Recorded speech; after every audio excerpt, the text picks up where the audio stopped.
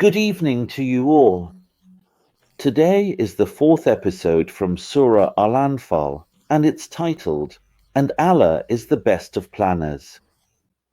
O you who have believed, if you fear Allah, He will grant you a criterion and will remove from you your misdeeds and forgive you.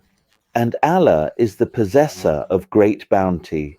The meaning here is that Allah promises the believers victory in their battles or expeditions. That's number 1. 2. Forgiveness of their misdeeds. 3. Pardon of their sins, all on one condition. What is it? That they obey Him, that they obey Allah. The source here is Al-Jurahir Al-Hisan Fi Tafsir Al-Quran by Al-Thalabi. Here, actually, there's an important question. In Tatuk, which is the one in black here, doesn't Allah know if those whom He is addressing, those who have believed, are truly so? Here, it's underlined, see? Doesn't Allah know if they are believers? Because here, it means if or when. Notice that it's a conditional particle in Tatuk. So what's the answer to this condition? He will grant you a criterion, and will absolve you of your misdeeds, and will forgive you, and so on. All right. Doesn't Allah know whether those who have believed will be mindful of Him or not? The point to note here is that Allah is addressing the believers using the second person pronoun.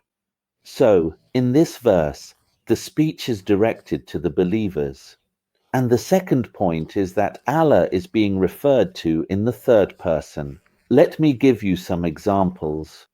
Take the examples where He is addressing the believers, saying to them, "O you who have believed," like in the first one here. This means someone is addressed, like when you say, "O students," or "O people." That's a direct address. It's the second person pronoun. A direct address from one to another. Very good, you are mindful. When you say something to someone using the letter T, the Arabic second person marker, it means they're right in front of you. You eat, you drink, you study, you work, you travel. See that you be mindful. All right, He will make for you. Notice the one in the middle, the one in color. That's very important. And He will remove from you again. It's the same pronoun, the second person pronoun. Your sins, you, O believers. And He will forgive you. Note the repeated come, the you plural suffix in Arabic. This means that this address is directed to the believers. In Arabic, this is called the second person pronoun. When someone is in front of you and you talk to him, you say, "You are going today to our friend because he is sick." Whereas you find that he is talking about God. The first one was about this. What does he say? He says, that you be mindful of God, not that you be mindful of me, which is the first person pronoun, not be mindful of me, but be mindful of God. So here, it's the second person pronoun. Pay attention to the words. It is God who forgives, who absolves. It is God who forgives. It is God. So this is a statement about God using the third person pronoun. And when those who disbelieved plotted against you to restrain you, kill you, or expel you, they plot, and God plots, and God is the best of plotters. The meaning here is that God is telling the Prophet that the Arab polytheists like Utbah, Shayba, Al-Nada ibn al-Harith, Amr ibn Hisham, Abu al-Bukhtari ibn Hisham, Zamar ibn al-Aswad, Hakim ibn Hizam, Umayyah ibn Khalaf, and others, these people, O Muhammad. God is telling him, He's saying, these people are plotting against you to restrain you, to tie your hands and feet, or imprison you, or kill you, or expel you from Mecca. Exactly. And he tells him, they are doing this, they are plotting, they are acting. Their deception, or their plotting, is against you. They are scheming, and at the very same moment, God is planning in your favor and punishing them for what? For their plotting, they are scheming and planning against you, but God is also plotting and planning with you, all for your benefit. What's the source here? It's Majma al-Bayan fi Tafsir al-Quran by al-Tabasi. The questions here are, is God on the same level as humans, to the point that he enters into a struggle and challenge with them? They plot and he plots. They scheme and he schemes. Is that the story? The second question, so what is the difference between divine plotting and human plotting? I mean, they were plotting against the Prophet, whether to support him, expel him from Mecca, or kill him. Those are the group of Utbah, Shayba, Al-Nada, Amr ibn Hisham, and all those people, right? So how does God plot or scheme, then? What is the difference between the two kinds of plotting or scheming? Because I see that here, God has come down to the human level. They are scheming. Yeah, and I'm scheming too. They are plotting. Yeah, and I'm plotting in your favor, as long as they're plotting against you. The whole thing is about that war you see there, and they plot. While they're plotting and they plot, and God plots, it's that war that I'll mark for you in red. Here it is, the plotting and the plotting. The synchronization of divine scheming with human scheming happens at the same time, in the same place, and during the same event. This synchronization denies God's eternality and pre-existence. Why? Because God is eternal and pre-existent, not bound by time, place, or events involving humans. So what does this story mean about God? God creates, God gives life, God causes death, God resurrects, God judges, God inspires, but he does not intervene in these human actions. You deny Muhammad and either kill him or expel him from Mecca. Yes, and I also deny you and plot this against you. In reality, this denies God's eternality and pre-existence. And when our verses are recited to them, they say, we've heard this before. If we wanted, we could say something like this. This is nothing but the legends of the ancients. The reason for the revelation of this verse and its meaning are both connected. It was that al-Nada ibn al-Harith used to frequently visit the Jews and Christians.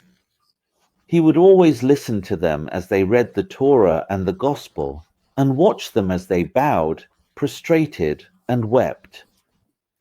So when he returned to Mecca, he saw the Prophet doing the same things, bowing, prostrating, reading from his book, and weeping just like them.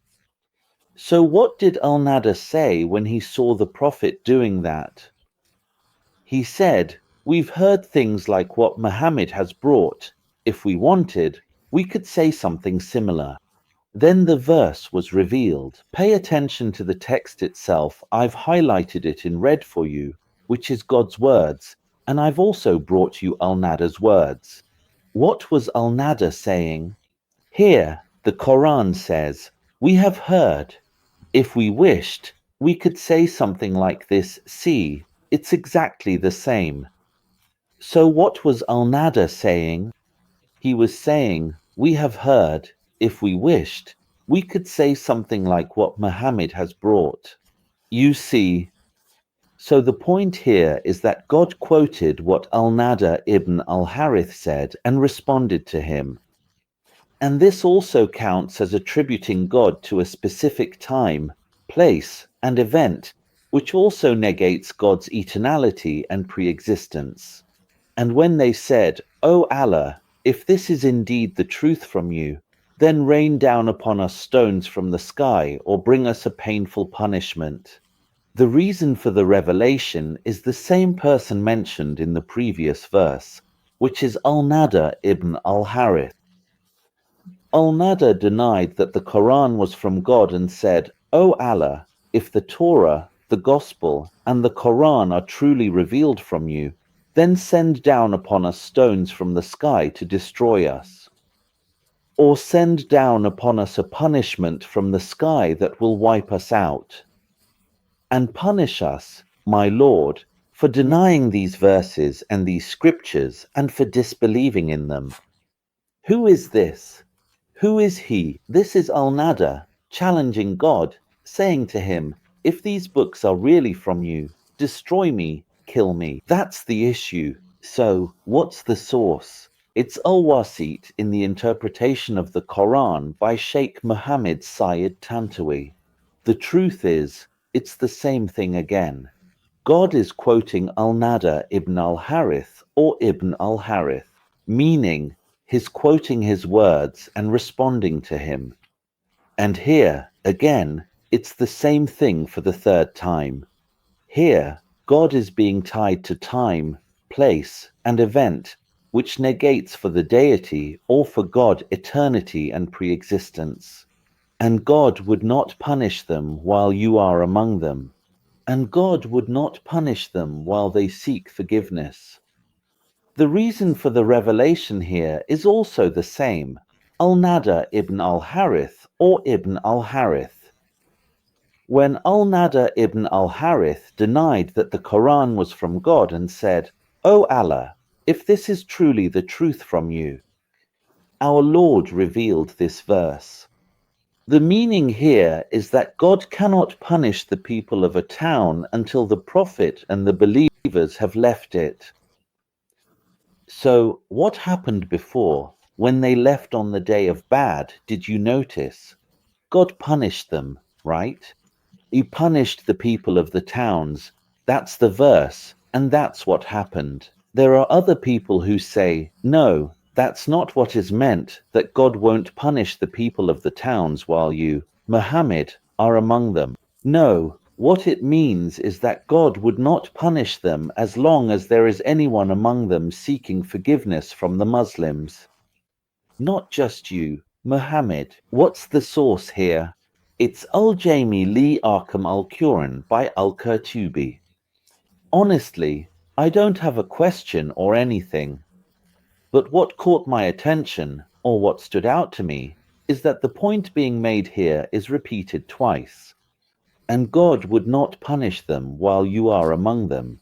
And God would not punish them while. Okay, and God would not punish them, to punish them while you are among them or while they are seeking forgiveness. Honestly, I want you all to pay close attention or really focus on this verse.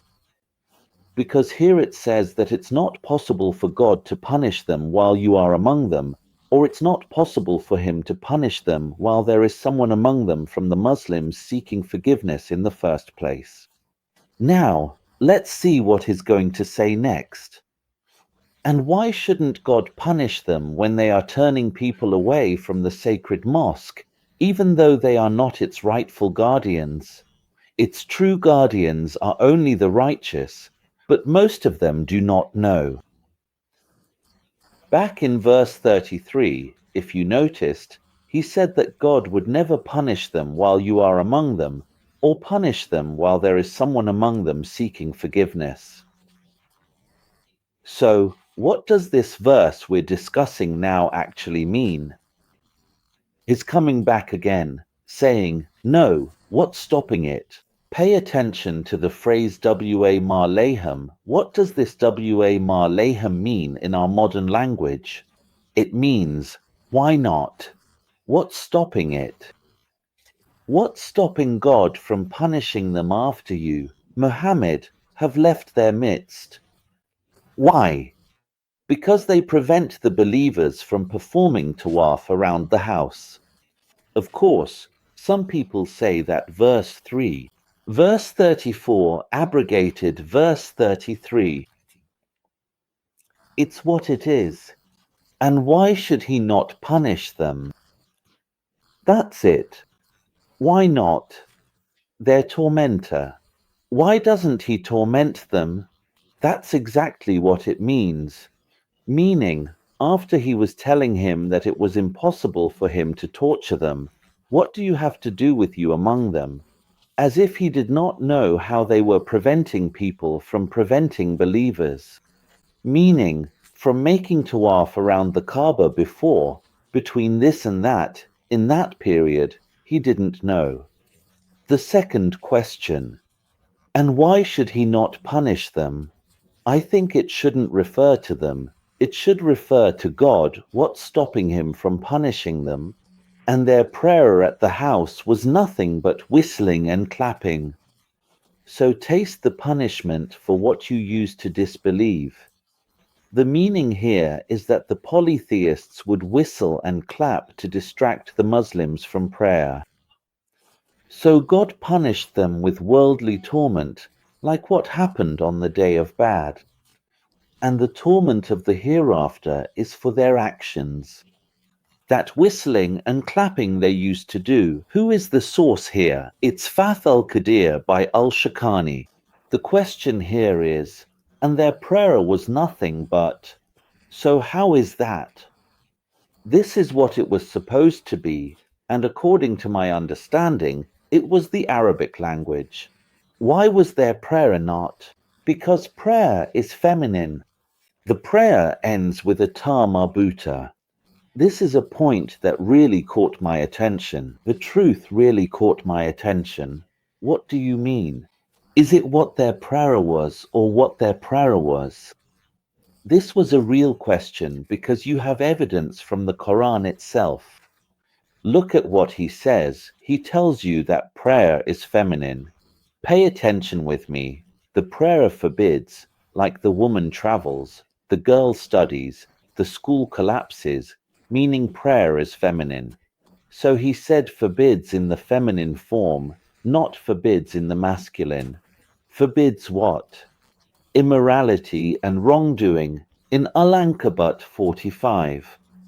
The last point, or the last question in this verse, is where it says, so taste the punishment. Honestly, this FA in FA Thuku, so taste, makes me feel, or gives me the impression, or suggests that did he punish them in this world, or will he punish them in the hereafter? That's the idea. The FA means execution or immediate action. Now, you are whistling and clapping at the place of prayer. Yeah, taste the punishment for your disbelief. I mean, that's very clear. Where did this punishment take place? In this world or in the hereafter? Indeed, those who disbelieve spend their wealth to hinder others from the path of Allah, so they will spend it. Then it will become a source of regret for them. Then they will be overcome. And those who disbelieve will be gathered to hell. The truth is, the reason this verse was revealed is that Abu Sufyan ibn Harb hired 2,000 men from Banu Kinana and fought the Prophet on the day of Uhud. So this verse was revealed because he hired them and paid, meaning they spend their wealth to hinder others from the path of Allah. So, indeed, those who disbelieve spend their wealth. When Abu Sufyan ibn Harb hired 2,000 fighters to fight the Prophet on the day of Uhud, the verse was revealed and said to them what? It told them, those who spend money on war to block others from Allah's path, those people are spending their money for nothing. I mean, they won't gain anything from all that spending. So, what does that mean? It means that those who disbelieved in Allah and His Messenger are spending their wealth to fight the Prophet on the day of Uhud and to turn the believers away from faith. Those people will regret it because their money will be wasted without achieving their goals, and they will be gathered, or Allah will gather them in hell on the day of judgment. Who is the source? It is Jami al-Bayan fi Tafsir al-Quran by al-Tabari. Actually, there's a question here from the source itself. Al-Tabari himself is asking. He says, guys, who exactly are these disbelievers? Who are they specifically? Is it the polytheists of Quraysh, or someone from Uhud, or the hypocrites at Bad, or both groups together? That's the source asking, and it doesn't provide an answer as to who exactly is meant by those who disbelieved. As for the point in this verse, the truth is that those who disbelieved is repeated twice. Indeed, those who disbelieve spend such and then those who disbelieve will be gathered to hell. Well, it could have just said, and they will be gathered to hell, so that Allah may distinguish the wicked from the good, and pile the wicked one upon another, then heap them all together and put them in hell. Those are the losers. The meaning here is that Allah, in order to distinguish and separate the evil deeds of the disbelievers, punishes them with the fire. And as for the deeds of the believers, which are good deeds, He admits them to paradise. He gathers and heaps up the evil deeds, He heaps them up. This means that He collects them, piles them together, and accumulates them. In other words, He gathers their deeds and punishes them for them in the hereafter. There are other people who say, no, it's not about distinguishing or separating between the deeds of the disbelievers and the deeds of the believers, and sending these ones to the fire and those ones to paradise. No, rather, it's about distinguishing and separating between the spending of the disbelievers in the cause of Satan and blocking the way of Allah, and the spending of the believers in the cause of Allah. The source here is Lubab al-Tawil fi Marani al-Tanzil by Al-Kazin. So the question here is, what is he actually saying? He says, so that Allah may distinguish. This is so that Allah can separate the wicked from the good, and not just that. And so that He can stack the wicked together like that. Yes, that's it. He makes the wicked pile up on top of each other and then heaps them together. It means that He gathers the wicked together so that He can send their people to hell on the day of judgment. Does Allah need to stack and heap things up? And then, what does so that He may distinguish really mean? Honestly, this word really caught my attention, so that Allah can separate, so that He can distinguish. Does Allah need to emphasize His ability to separate, to distinguish, even to pile things up? Because this piling up means you stack things on top of each other. That's the idea. I mean, does Allah need to state His ability to distinguish like that? Distinguishing the wicked, because He says, so that Allah may distinguish between the wicked and the good. Not just that. He makes the wicked pile up. Makes here means to put or to place. He makes the wicked, one on top of another. God. So it's not about stacking them all together. In the hereafter, He puts them all in hell. Does Allah need to state this matter? About His ability over this matter, my brothers. It is supposed that God is eternal, ancient, absolute, everlasting, and infinite. God creates, God gives life, God causes death, God resurrects, God judges, God inspires. But God does not get involved in these details of human, temporal, and spatial events on earth. That's the point. And that's the thing that negates it. I mean, this timing. This spatiality is what negates from God the attribute of eternality, pre-existence, and sanctity, and if we're being precise, even divinity itself. Thank you very much, and I'll see you in the next episode.